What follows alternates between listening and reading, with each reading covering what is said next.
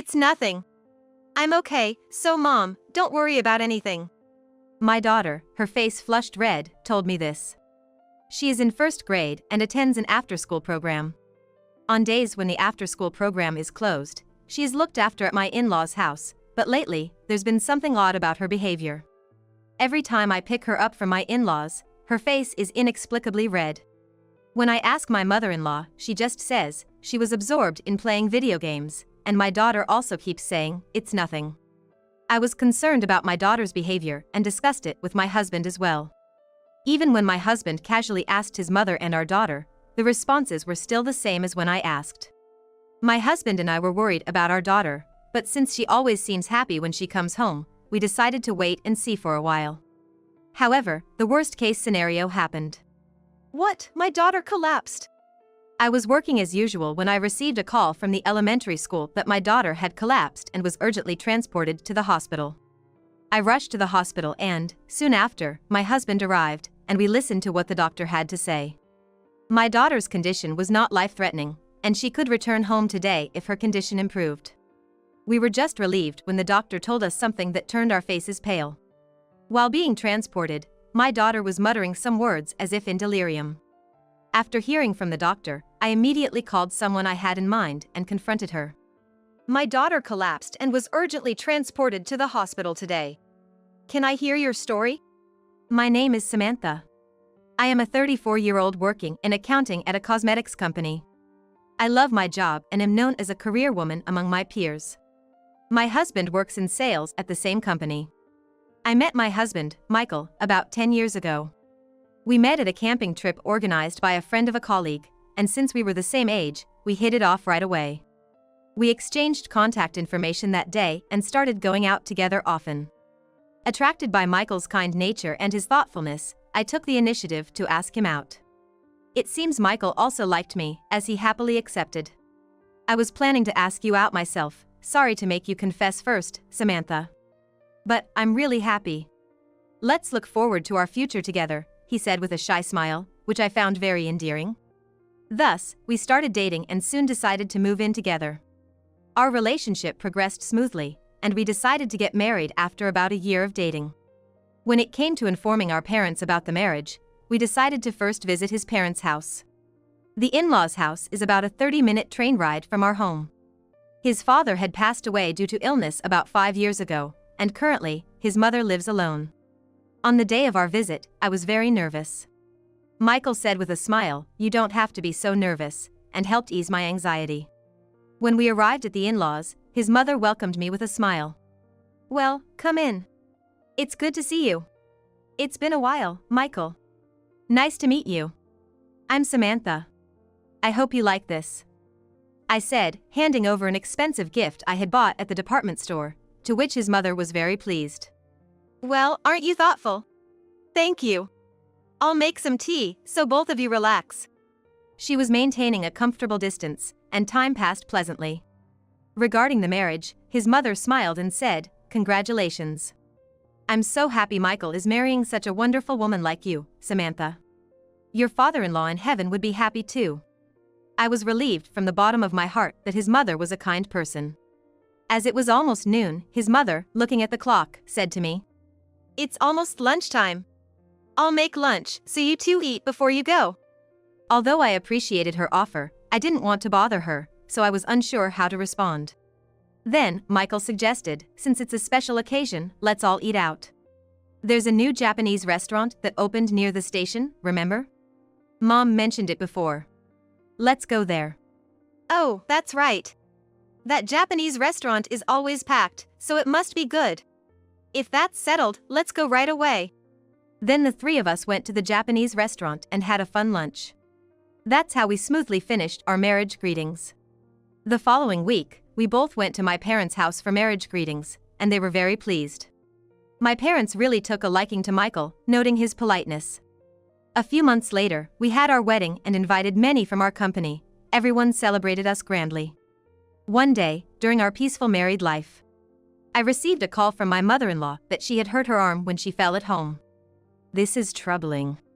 I can move my arm, but can't lift heavy things. Doing household chores has become a struggle.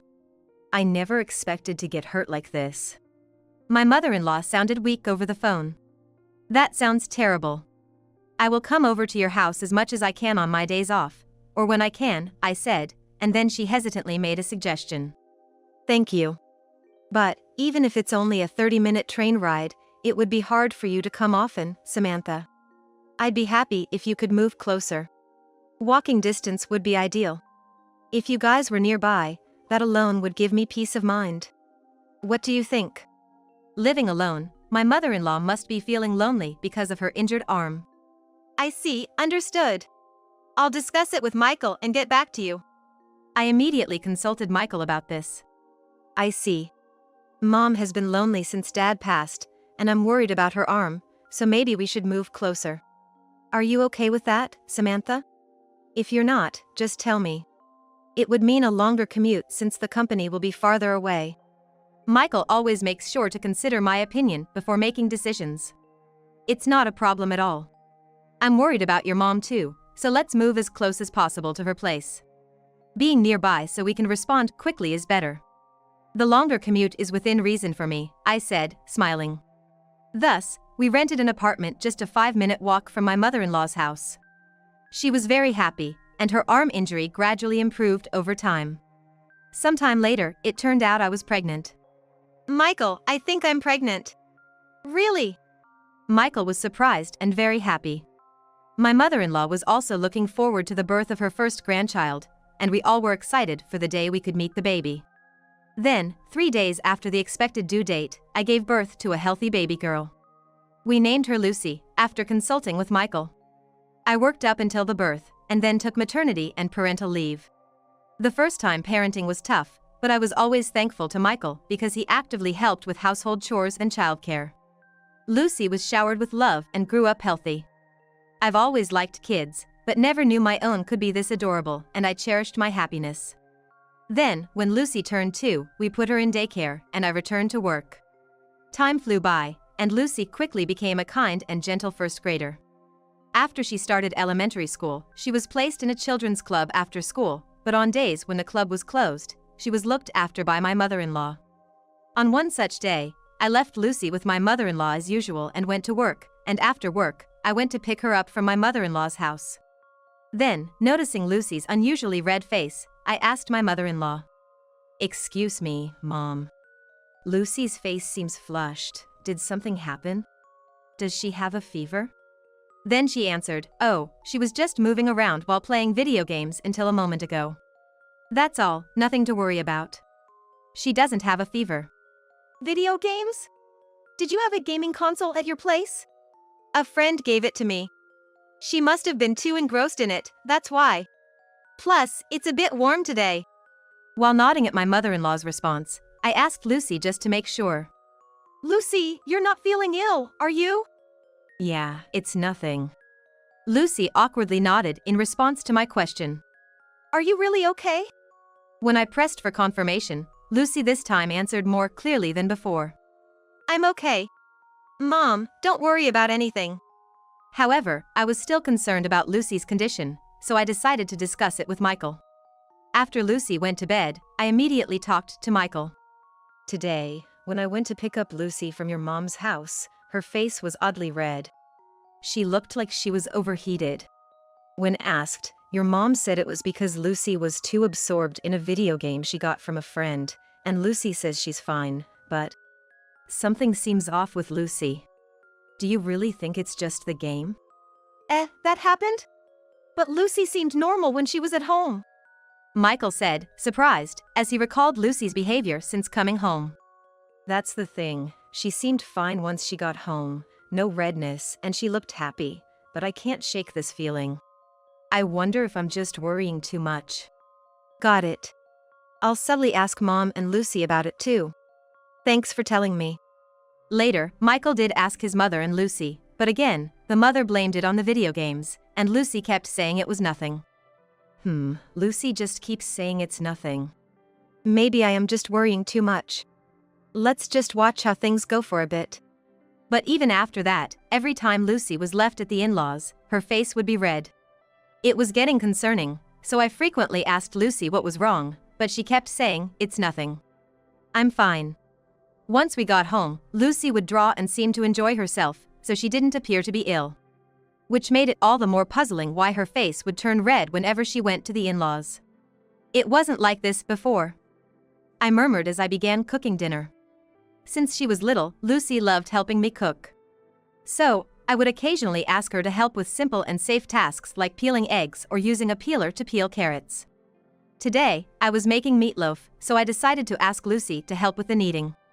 I chopped onions and sautéed them, then prepared a large bowl with onions, ground meat, breadcrumbs, eggs, and seasonings. I finished the preparations and called over Lucy, who was drawing. Lucy, want to help me knead the meatloaf? Yeah. I'll do it. Lucy said with a smile and started kneading the meat mixture with her small hands. You're doing great. It's getting stickier, so just a little more. It's going to be delicious meatloaf because Lucy helped. If you get tired, let Mommy know. When I praised her, Lucy smiled happily. Soon after, I noticed Lucy staring intently at the knife. What's up with staring at the knife? Oh, are you interested in cutting too? I could buy you a child-safe knife that's not too dangerous. I saw a cute one with cat designs at the department store the other day. Want to try using it? I asked, but Lucy shook her head. No, thank you, she said softly and focused back on kneading. I thought I saw a shadow cross her face, but she soon returned to her usual cheerful self, so I thought I might have imagined it. As we finished making the meatloaf, Michael came home, and we all sat down for dinner, enjoying our usual happy mealtime. Lucy helped knead the meatloaf, I told Michael, and he looked impressed and said, "Oh. Is that so? Great job helping Mom, Lucy. The meatloaf is really delicious." Praised by Michael, Lucy blushed and smiled. For a moment, I forgot all about Lucy's troubles amidst this happy family time. But soon after, the worst thing happened. The next day, while I was at work, I received a call from Lucy's elementary school. Is this Lucy's mother? Lucy has collapsed during home economics class and has been taken to the hospital. Please head to the hospital immediately. The teacher's words drained all color from my face. Is Lucy okay? We are not sure of her exact condition. She was barely conscious when transported. Understood, I'll head to the hospital right away. I explained the situation to my boss and rushed to the hospital in a taxi. In the taxi, I was so worried about Lucy I felt numb.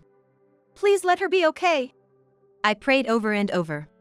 Soon, Michael and I arrived and were informed about Lucy's condition by the doctor. Thankfully, it wasn't life-threatening. She had fainted due to anemia. Lucy was currently asleep and hadn't woken up yet, but she was expected to wake up soon. If her condition stabilized, she could go home today. Michael and I were relieved to hear she wasn't in danger. But we were shocked by the doctor's next words. Lucy was muttering something on the way here. Sorry, Grandma. Mom, please don't hate me. What? Lucy had been mumbling sorry, Grandma. Mom, please don't hate me while semi-conscious during the transport. My face turned pale, and my body started shaking. There must be something between my mother-in-law and Lucy. Why would Lucy apologize to her grandmother, and why does she think I would hate her? Looking at Michael, he too was confused and had gone pale. After the doctor left, I told Michael. Lucy must have had some issues with your mom, right? Michael nodded in agreement to my words. Yeah, I think so. For Lucy to say something like that, something must have happened. That's what I think. I'll call your mom. Michael and I stepped outside the hospital to avoid disturbing others and made the call. Hello? My mother-in-law answered immediately. Hello, Mom? This is Samantha. Oh, Samantha. What's the matter? You should be at work, shouldn't you? Confused, she asked, but I immediately threw my question at her. Lucy has collapsed. Do you have any idea why? What? Lucy collapsed? What happened? My mother-in-law sounded very shocked and raised her voice in surprise. However, after hearing my next words, she changed her attitude completely. Lucy collapsed during her home economics class. Apparently, she was muttering sorry, Grandma. Mom, please don't hate me while being transported. She wouldn't say such things under normal circumstances. Mom, did you do something to Lucy? Ha, such a weak child. She spat out disdainfully. I had never heard such a tone from her before and was shocked, asking again. What? Mom, what did you just say? I said she's a weak child. I was just trying to make her a proper lady by teaching her how to cook. She suddenly screamed hysterically. Cooking? It was the first time I heard that she had been teaching Lucy to cook. Yes. I was just teaching her cooking. But Lucy is hopeless. She's still afraid to even touch a knife. I always have to be strict with her. It's really your fault, Samantha, for not teaching Lucy how to cook properly. Wait a minute. Lucy is only 7 years old. Cooking is something where she might help with simple tasks, but it's too early to teach her seriously. Are you making Lucy use a knife at your house? Surely, it's a child's knife, right?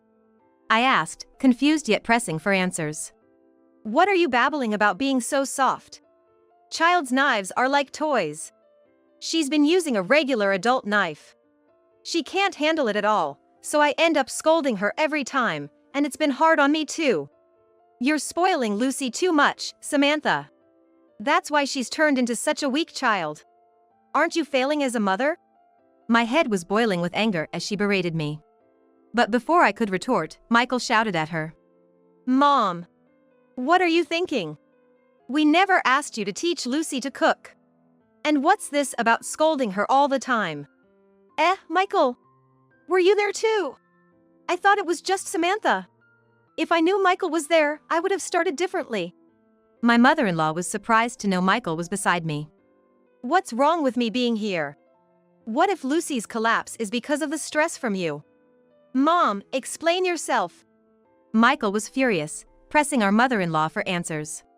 No, I mean, it was just a bit of stress. Yes, I was a bit strict, but only slightly. I just wanted her to grow into a fine woman. That's all I wanted. So, I didn't do anything wrong. Please, Michael, don't be so angry. My mother-in-law rambled with excuses, but Michael coldly cut her off. Enough. I can't trust what you say anymore. We will ask Lucy directly when she wakes up. Don't think this is over. Goodbye. He said and hung up abruptly. The weekend came, and Michael and I headed to a certain location. Lucy was with my parents at our home. It took us only 5 minutes to reach our destination as it was just a short walk away. Is she home, I wonder? Mom's not a morning person. It's only 9 a.m., she's definitely at home. Yes, the place we had arrived at was Michael's childhood home. We rang the doorbell of the in-laws' house, and after a while, she appeared in her pajamas. What do you two want, showing up unannounced like this? Her eyes widened as she saw us. Mom, we're coming in, Michael said as he entered the house, and I followed him. Wait, what are you doing here all of a sudden? Despite my mother-in-law's fluster, I followed Michael's lead without hesitation. We headed straight for the kitchen. It was my first time entering her kitchen, and the scene was anything but tidy. Dishes were piled up, and utensils like ladles and spatulas were scattered around. It seemed like the only seasonings available were salt, sugar, and soy sauce. Shocked, Michael shared a surprising fact with me. Mom has always been bad at cooking. She seems completely unaware of it, though. I was at a loss for words when my mother-in-law started shouting, "Don't just walk into the kitchen like that." Ignoring her, Michael continued. Mom doesn't believe in recipes and does everything her way, which basically makes everything taste bad. She thinks everything can be managed with just salt, sugar, and soy sauce. She claims to taste her cooking, but she must have no taste at all. Yet, she's convinced she's a great cook, which is terrifying. Dad and I have complained numerous times, but she never listens. I had never eaten her cooking, so this was all news to me. When we had meals at the in-laws, it was always either delivery or eating out. But thinking back, I realized Michael always managed to avoid eating his mother's cooking. And now to think, despite being such a poor cook, she was forcibly teaching Lucy to cook. My anger began to rise. Michael! Stop saying whatever you want! She yelled, but Michael continued to ignore her. This kitchen is still as dirty as ever. He muttered bitterly and opened the fridge. It was barely filled with proper ingredients, but there were several fresh cucumbers. The day Lucy collapsed. After the call with my mother-in-law, Lucy soon woke up and we talked. At first, Lucy was hesitant, but Michael and I earnestly conveyed our feelings to her. Mommy and Daddy love you no matter what. We love you more than anything in the world, I said, looking directly into Lucy's eyes. Really? Lucy's eyes flickered with uncertainty, to which Michael kindly spoke. That's right. Lucy, you are our treasure. Finally, Lucy seemed to relax and began to talk hesitantly. Grandma made me hold a knife and forced me to practice cutting cucumbers quickly. It turned out my mother-in-law had forced Lucy to use an adult knife to practice cutting a whole cucumber within 20 seconds. Lucy had never held anything sharper than a peeler before, so she was scared and didn't want to do it, but my mother-in-law yelled and forced the knife into her hand. Forced you to do that? I asked in shock, and Lucy nodded. Yeah, I was really scared of Grandma. I felt like I had no choice. Moreover, my mother-in-law would scold Lucy harshly for any slight mistake, causing Lucy to be extremely tense every time she cut cucumbers. That's why her face was always red when she returned from the in-laws. It seemed the collapse during the home economics class was indeed caused by my mother-in-law. The memory of being scolded by her grandmother and the sensation of holding a knife during the class had triggered a strong fear in Lucy, leading to her fainting due to anemia. I always hated cooking with Grandma because it was so scary, but I love cooking with Mommy. You always praise me. And Daddy always says the food Mommy and I make is delicious, which makes me really happy. Thank you for telling us, Lucy. Can you tell me why you didn't talk to Mommy and Daddy before? I gently asked, curious about why Lucy hadn't shared with us until now. That's because Grandma said that girls who are bad at cooking are disliked by their moms.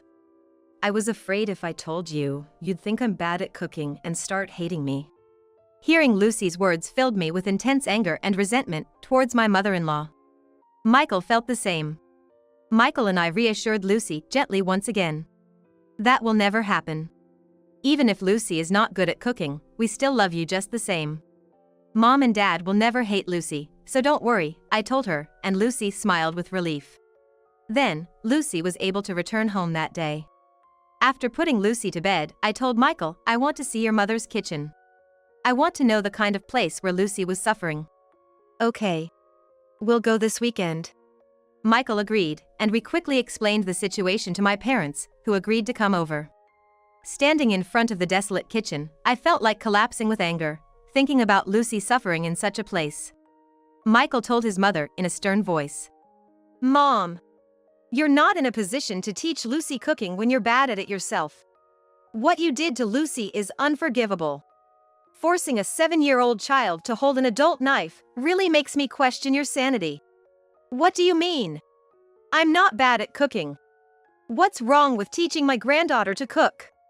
I just thought it was better to get her used to knives early. If she had just listened to me from the beginning, I wouldn't have had to force her. Everything I did was for Lucy's sake. Why am I being blamed so much? There was no sign of remorse from her, who showed an attitude as if she was justified. Mother, you kept telling Lucy that children who can't cook get scolded by their mothers, trying to control her feelings, right? Because of that, Lucy couldn't talk to us and was suffering. I lashed out at her with my anger, but she started laughing mockingly. What are you talking about? If you had properly taught Lucy to cook, none of this would have happened. Lucy has turned into such a spoiled child because of you. Don't joke with us. We are cutting ties with you. We will move away to get away from you. Your arm has been healed for a while now. We will not contact you anymore, and we will never see each other again. At Michael's words, she turned pale and started to panic. Wait a minute. Cutting ties, that's too extreme. There's no need to be so angry over this. Don't say you're moving. Don't leave me alone. I am your only mother, aren't I? Please, stay by my side. She clung to Michael, but of course, Michael ignored her. Then she turned to me. Please, Samantha. I apologize. I was wrong. I won't force Lucy anymore. Don't leave me alone. You put Lucy through such a frightening experience, I can never forgive you. Since you can so confidently declare someone else a bad mother, you must be a wonderful mother yourself, so you'll be fine alone. I said with a smile and left the in-laws' house with Michael. Leaving the in-laws' house, we found Lucy had come with my parents. Lucy, you were here? Yeah, I wanted to say something to Grandma, Lucy told us, and from the in-laws' house, we heard, "Wait a minute, both of you," as my mother-in-law came out. Seeing Lucy and my parents, she muttered uncomfortably. Lucy, and Samantha's dad and mom too. Lucy firmly told her grandmother. I have more fun cooking with mom, so I won't learn from grandma anymore. I don't want to see grandma ever again. Leaving a stunned mother-in-law behind, we all returned home together. After that, we found a perfect place to move that was a good distance from the in-laws' house. By coincidence, it was closer to my parents' house, so we started having meals together with them once a month. I was worried that Lucy might come to dislike cooking because of my mother-in-law, but when Lucy and I cooked together, she always smiled joyfully. When I bought Lucy a cute child-safe knife with cat patterns, she was delighted and started actively practicing cutting vegetables. Soon, she became quite good at using the knife. Lucy, you're getting better and better. That's amazing. I'm happy because mom praises me. I want to get even better at cutting, Lucy said, showing me a big smile.